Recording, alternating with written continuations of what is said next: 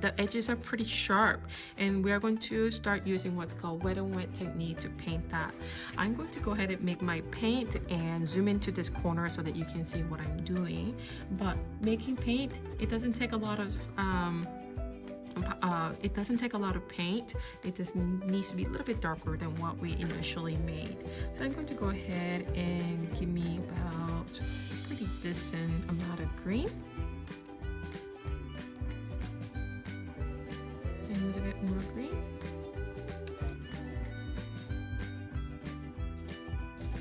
Clean my brush. And I'm going to go ahead and get a little bit of yellow. I think I want to make it a little bit cool, so I'm going to give it a little bit of blue color. Okay. A little bit more blue.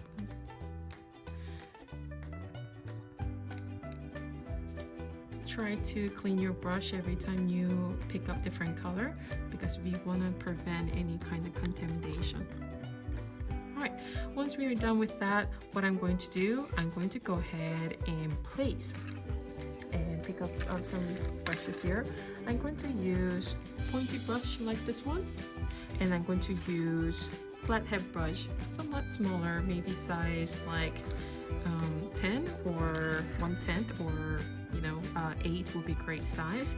What I'm going to do, I'm going to zoom in here so you can see it here, but I'm going to be using this color right there.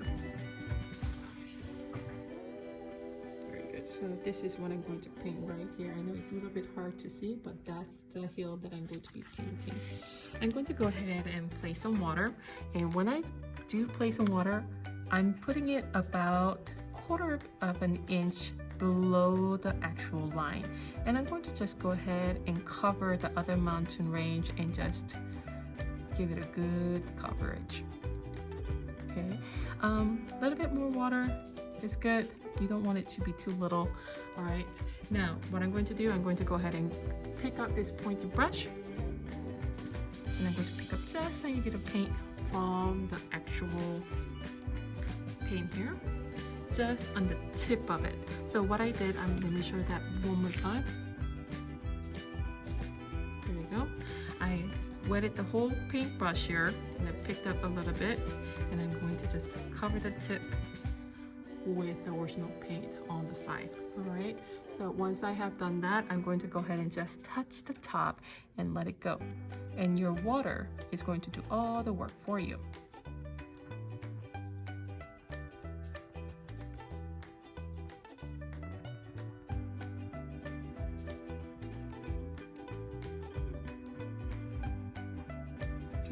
I just made a mistake, I realized that, so I'm just going to make an extra hill here to make the mountain a little bit longer or higher right at the point. There'll be mistakes, right? And I'm going to just go ahead and color them. Okay, now I'm going to go ahead and use my paintbrush, the flathead brush, this one, and I'm just going to go ahead and put a little bit of water and let that water just flow. And I'm going to pick up some brush here, paint here, and just touch it. What I'm doing, I'm letting the paint, I'm letting the water do the painting itself, and I'm going to move this aside, and I can just move things around, let the water do its painting. Okay, and I'm going to pick up some of the mistakes that I made, like this one. You can pick it up. Okay. And it feels a little weird here how the paint sort of puddles up. So I'm going to go ahead and take my big brush, and I'm just going to let it disappear by gradienting with the brush. Gradienting is so easy with watercolor. So let it just disappear like that. Just brush it off. We're going to paint those other mountains darker, so it's okay if you paint them over, and you're going to let it dry. Now, whenever you dry at this stage, you will see this puddle here is going to blow out if you use a hair dryer to dry it. So when you do use hair dryer, make sure you keep at least a foot or 2 feet away from the surface, slowly closing in as you paint as you dry it, so that you don't let this disperse like that. Okay.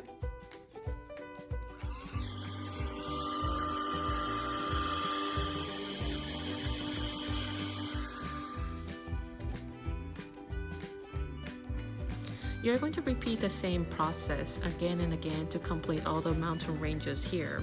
But for each layer that you add on, I'm going to go ahead and add extra shades of color by adding blue and green.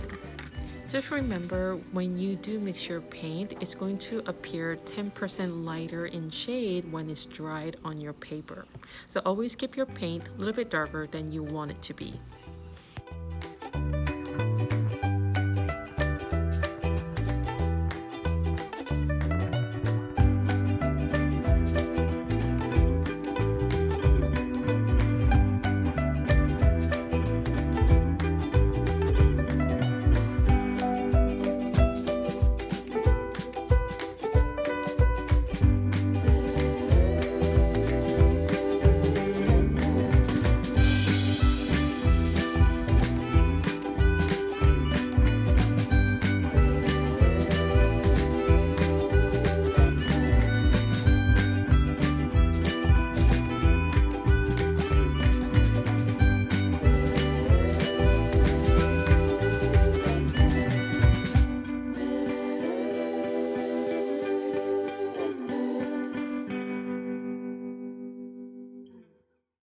Now that you're done with wet and wet paint techniques to paint your second layer of mountain, use a flathead brush to fade out your mountain range paints, and make sure to completely dry your paper before moving on to the next layer.